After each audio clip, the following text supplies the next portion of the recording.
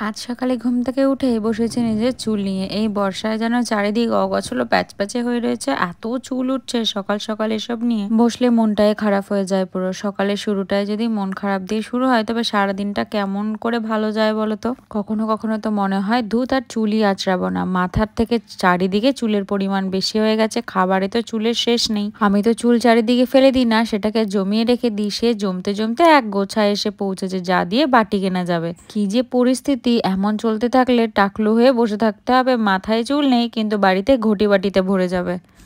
Hello friends, good morning everyone, welcome back to my channel fusion of love থেকে আমি রায়া। আশা করি তোমরা সবাই ভালো আছো। তোমাদের ভালোবাসা, আশীর্বাদ আর ভগবানের আশীর্বাদ মাথায় নিয়ে এখন অনেকটা বেটার আছি। যা ক্রাইসিস চলছিল পুরো সাইক্লোন বয়ে গেল মনে হচ্ছে আমাদের ওপর দিয়ে, তাই জন্য মুখে হাসিও দেখতে পাবে। এখন রেডি হলাম, দেখলেই তো চুল টুল ঠিক করলাম। আর সকালবেলা উঠে চুল নিয়ে কাজকর্ম করাটা আমার ডিপ্রেশনের ব্যাপার। আর এত চুল উঠছে, তাই ভাবলাম এবার শ্যাম্পুটাই চেঞ্জ করে ফেলবো, নর্মাল শ্যাম্পু ইউজ করব।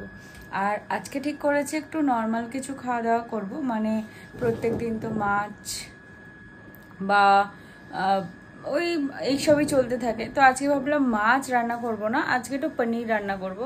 আর পাপানকে তো এরকমভাবেই রেস্ট্রিক্ট করা, মাছ বা পনির এরকম দুটো একসাথে মানে দেওয়া যাবে না। যেদিন মাছ দেওয়া যাবে সেদিন পনির দেওয়া যাবে না, এরকম, বা ছানা দেওয়া যাবে না। সেই জন্য আর আজকে এই টাইমটা ছানা দিতে পারবো না। আজকে যেহেতু লাঞ্চে পনির হবে, তো রাত্রে আবার পাপান পনির খেতে পারবে না। রাত্রে কিন্তু পাপানকে ভেজিটেবল দিয়েই খেতে হবে। রাত্রে ননভেজ বা মানে পনির, ছানা এগুলো বা দুধের জিনিস কোনো কিছু অ্যালাউ না। হ্যাঁ, যদি তুমি রাত্রে খাও তাহলে সকালে কোনো কিছু খেতে পারবে না। তাই জন্য ভাবলাম রাত্রেবেলা ডাইজেস্ট করাটা একটু প্রবলেম, তাই আমরা সকালবেলাটাই ওটা ছেড়ে দিই। আর রাত্রেবেলা এখন আপাতত ভাত আর ভেজিস খাচ্ছে, কিন্তু ওই ভাতটাকে চেঞ্জ করে আমরা ওটা রুটিতে কনভার্ট হব, কিন্তু সেটা কয়েকদিন পরে, এখনই সেটা করছি না। তো এখন আমরা দুজনে যাচ্ছি পনির আনতে, তারপর এসে রুটি অফিস বসবে, কারণ ওর বেচারারও অনেক দিন অফিসটা স্কিপ গেছে। তো চলো বেরোই, এই সকালের রুটিন। তো বেরিয়ে আবার তোমাদের সাথে কথা হবে। এখন প্রায় অলমোস্ট 10টা মতন বাজে। এই নিচে আসলাম, মহারাজ গাড়ি বের করতেই ব্যস্ত। এখন এত কষ্ট হয় ওর এখান থেকে গাড়িটাকে টানা হেঁচড়া করতে, এর থেকে কখনো কখনো মনে হয় হেঁটে যাওয়াই ভালো। হেঁটে যাওয়াই যেত, বাইরে হালকা হালকা বৃষ্টিও পড়ছে, কিন্তু অনেকটা সময় লেগে যাবে হেঁটে যেতে যেতে। আবার বাড়ি এসে রান্না বান্না করতে অনেকটা সময় লেগে যাবে, তাই আর সেই রিস্কটা না নিয়ে এই গাড়ি নিয়েই বেরোলাম। যা হয় কপালে যা আছে দেখা যাবে। তবে এই যে দেখছো চারিদিকে কাঠফাটা রোদ রয়েছে, তার মধ্যেই কিন্তু ঝিরঝির করে বৃষ্টি পড়ছে। এখন যে বৃষ্টির কোনো ঠিক ঠিকানা নেই, কখন শুরু হচ্ছে কখন শেষ হচ্ছে কিছুই বোঝা যাচ্ছে না। যাই হয়ে যাক না কেন, কাজ তো করতেই হবে, বন্ধ থাকা যাবে না। আর রুডিদের বাড়ির ঠিক গেট দিয়ে ঢুকতেই একটা সাদা ফুল গাছ আছে, ফুল ফুটে একদম গাছটা সাদা হয়ে থাকে, কিন্তু এই বাড়ির লোকজনের তো ফুলের দরকার পড়ে না, তাই আশেপাশের লোকজনই নিয়ে চলে যায়। এখন যে সময় হয়ে রয়েছে তাতে তো একটাও ফুল দেখা যাবে না, এটাই স্বাভাবিক ব্যাপার। কিন্তু বুঝতে পারি কি করে জানো তো, রাতে যখন আমরা বেরোই তখন দেখি গাছ ভর্তি কুড়ি হয়ে রয়েছে, কিন্তু সকালে যদি কখনো বেরোই তখন দেখি গাছে একটাও ফুল নেই। তখনই বুঝতে পারি আর কি। তোমাদের সাথে আড্ডা দিতে দিতে রুটির পরিশ্রমও শেষ, আর আমরা মিষ্টির দোকানেও পৌঁছে গেছি। তবে আজকে আর মিষ্টি নেবো না, আজকে এখান থেকে নেবো পনির। এই দোকানটা রুটিদের এখানকার পপুলার দোকান বলতে পারো। এখানে নানা রকমের মিষ্টি তো পাওয়া যায়, তেমন দামটাও একটু বেশি, তবে মিষ্টির স্বাদ কিন্তু ভারী খাসা। এখানে দই বড়া পাওয়া যায় জানো তো, এত সুন্দর খেতে। আমার বাবার তো খুব ফেভারিট। আমার বাবা খালি বলবে এখান থেকে দই বড়া নিয়ে যাবে, কিন্তু ওই যে টেনে নিয়ে যাওয়া, গরমের মধ্যে নিয়ে যেতে যেতেই নষ্ট হয়ে যাবে, তাই আর নিয়ে উঠতে পারি না। এর আগেও তোমাদেরকে আমার সাথে মিষ্টির দোকানে নিয়ে এসেছি, কিন্তু না, এর আগে তোমাদেরকে এতটা ভালো করে না ঘুরিয়ে দেখাতে পারিনি। আজ একটু সময়টা বেশি আছে, তাই ভাবলাম সব মিষ্টিগুলো একটু ঘুরিয়ে ঘুরিয়ে দেখাই। আর ওই যে দেখতে পাচ্ছ কোনায় গুজিয়াটা, এইটা দেখলে না আমার এত মনির কথা মনে পড়ে। ওই যে কি ভালোবাসে এই গুজিয়া খেতে। দুই বোন দুই প্রান্তরে রয়ে গেছে, ইচ্ছা করলেও যেতে পারি না। কি যে মন খারাপ হয়, কতদিন কথাও হয় না জানো তো। ও সাংসারিক জাতাকলে বেচারা ব্যস্ত হয়ে পড়েছে, আর আমি সাংসারিক জীবনের চাপ নেব বলে এখন থেকেই প্রস্তুতি নিচ্ছি। দুজনের এটাই ফারাক।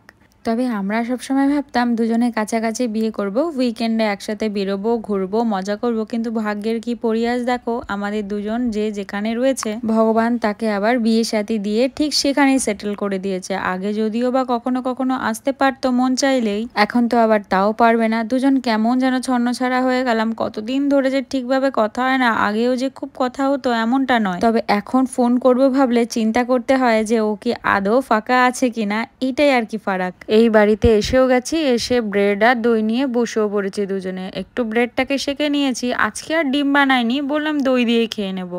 চলো তোমাদের আবার এই গরমের মধ্যে কিচেনে নিয়ে চলে আসলাম। আর কিচেনে এখন তো ঝোল ঝাল ছাড়া রান্না হয়, ওই যেমন আমাদের রান্না হয় একদম ঝালে ঝোলে অম্বলে, সেরকম রান্না বান্না এখন আর হয় না। তো ওই পনিরটা তো আমি আগের থেকে কেটে জলে নর্মাল গরম জলে ভিজিয়ে রেখেছিলাম। আর এই যে কিছু পনির ভাজা হয়ে গেছে, ভাত তো অলরেডি হয়ে গেছে, আর এই যে কিছু পনির ভাজা চলছে। আর পাপানেরটাতে একদম কাঁচা লঙ্কা চিড়ে জিরে ফোড়ন দিয়ে করেছি, একটু জলটা টানলেই নামিয়ে নেবো। পাপানেরটা তো নর্মাল। ও আরেকটা জিনিস করা হয়েছে, সেটা হচ্ছে উচ্ছে ভাজা। তবে এই উচ্ছে ভাজাটা একদম কম তেলে কড়া করে ভাজা।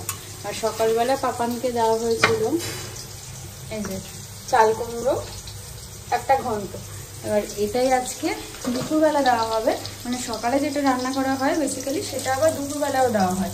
এই দুপুরবেলা এটাও আছে, এটা আমরাও খাবো।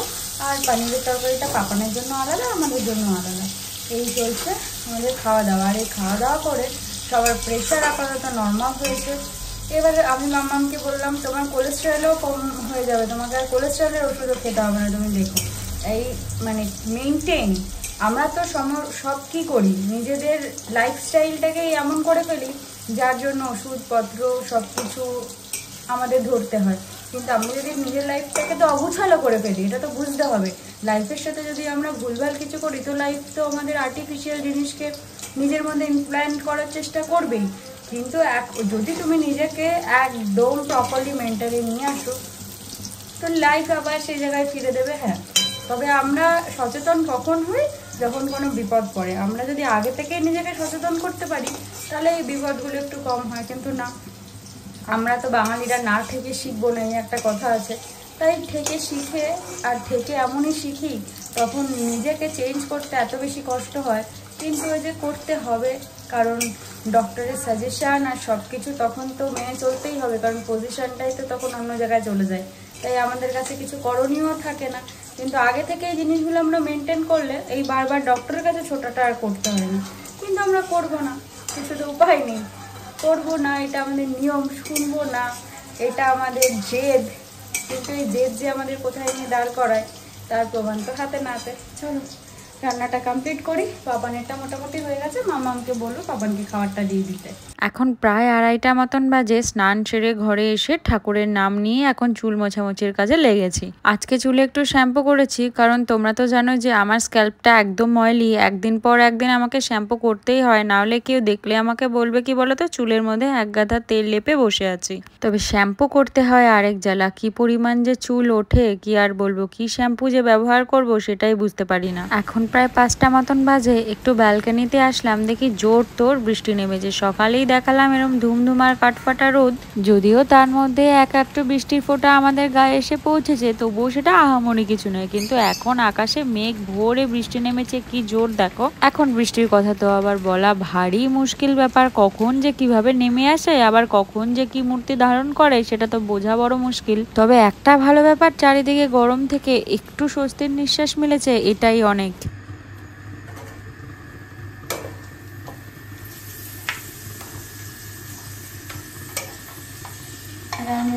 কি হচ্ছে এখন? সন্ধ্যার খাওয়া দাওয়া, উল্টো সন্ধ্যার স্ন্যাক্স। স্ন্যাক্সে কি কি আছে একটু দেখা।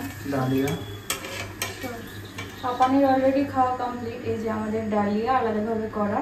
পাপানকে তো বেশি ডালিয়া দেওয়া যাবে না, মানে ডালটা বেশি দিয়ে করা যাবে না। তো আমি এমনিও ডালিয়াটা একটু সম পরিমাণে করি, মানে ডাল যতটুকু দিই ততটুকুই ডালিয়া দিই, মানে একটু কখনো 1 স্পুন বেশি দিই। হয়ে গেছে, আর লাল লাল করিস না, ভালো করে খেতে।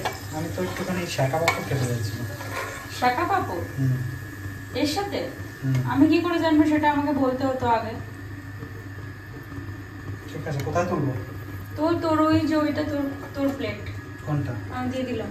না না না, তা আমি হাতে নিয়ে বসতে থাকবো ধরে না তোর। এখানে হ্যাঁ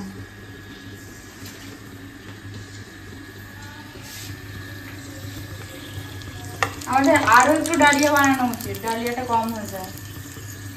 পাপানো বলেছে আজকে ডালিয়া কম আছে, কিন্তু পাপানের ডালিয়া ঠিকঠাক মাপে দিয়েছি। আমার ডালিয়াটা খেতে ভালো হয়েছে তার জন্য। হ্যাঁ সেটা মনে হতে পারে। হয়ে গেছে তোর। দাঁড়া দাঁড়া দাঁড়া, হয়ে গেছে তোর। দাঁড়া আর লাগবে না।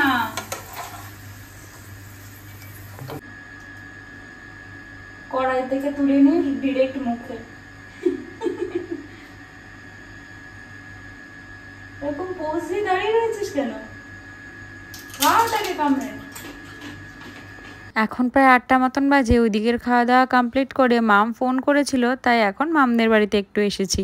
এর আগেও একদিন ফুচকা বানিয়ে মাম ফোন করেছিল, তখন সময়ের অভাবে আর যাওয়া হয়নি। তবে আজকে একদম টেনে হিচড়ে আমাকে নিয়ে গেল। ফুচকা তো আমার কি পরিমাণ প্রিয় সেটা জানোই, আর আমি যখন এখানে আছি আর মাম কিছু বানিয়েছে আমাকে ডাকবে না সেটাও আবার হয় নাকি।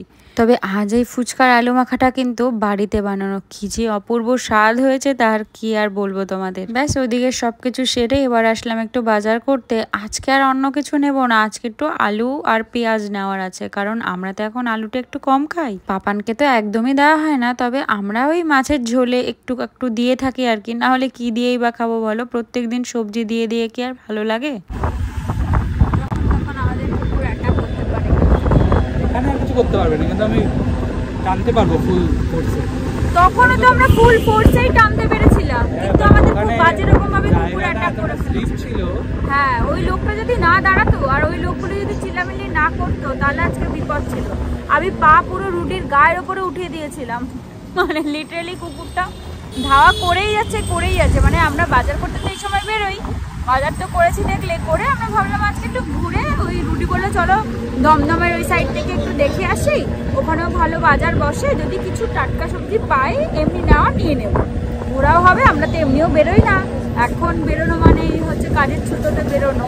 তো তারপর দিয়ে ওদিক থেকে ঘুরে আর এদিকে ব্যাক করিনি, ওই পাতিপুকুর ঢোকার যে গলিটা সেখান থেকে আসছি। ব্যাস দেখেই বুঝতে পেরেছিলাম কুকুরে অ্যাটাক করবে, কিন্তু সত্যি সত্যি যে করে দেবে সেটা বুঝি। আর ওখানে লোকগুলো না থাকলে যে আমাদের আজকে কি মানে বাজে অবস্থা হতো তার কোনো ঠিক ঠিকানা ছিল না। লোকগুলো ছিল বলে আমরা বেঁচে গেছি। তারপরে আমাদের গাড়ি স্কিড করে গেছে, আর সামনে স্কিড করে গেছে বলতে কি ওখানে একটু জল ছিল, হ্যান্ডেলটা কেঁপে গেছে। মানে একটা কুকুর উদ্ধশ্বাসে আমাদের তাড়া করছে, হ্যান্ডেল কেঁপে যাওয়া ভয় স্বাভাবিক।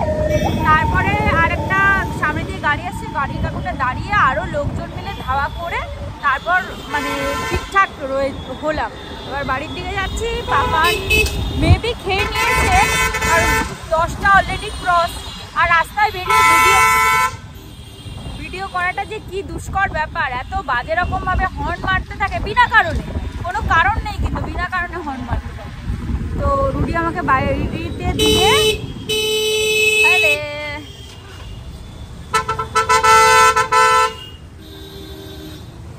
বাজে রকম ভাবে এই জায়গাটা জ্যাম হয়ে যায়, বাসগুলো করে আরো বাজে জ্বালাতো। রুডি আমাকে বাড়িতে দেবে, বাড়িতে দিয়ে ওরে গোপাল কোনো ইন্ডিকেটর না জ্বালিয়েছে। কোথায় জ্বালিয়েছে ইন্ডিকেটর? এটা ইন্ডিকেটর?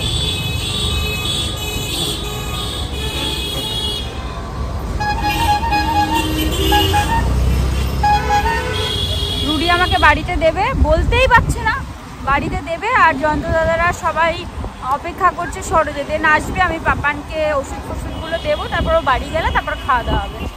চলো বাড়ির পথে রওনা আর কি। আমরা বাড়িতে চলে এসেছি দুজনে মিলে। রুডি একটু এখন দেখবে মামা পাপানকে, দেখি তারপরে যাবে। না খোলা নেই, বাজার করে নিয়ে এসছে। এখন আমাদের ডিউটি দুজনের বাজার করতে যাও। টিকটিকি ওই দেখো, যেটাকে রুডি খুব ভয় পায়। না ভয় পাস না তুই, আবার বিশাল ভয় পাস। চলো ঘরে যাই।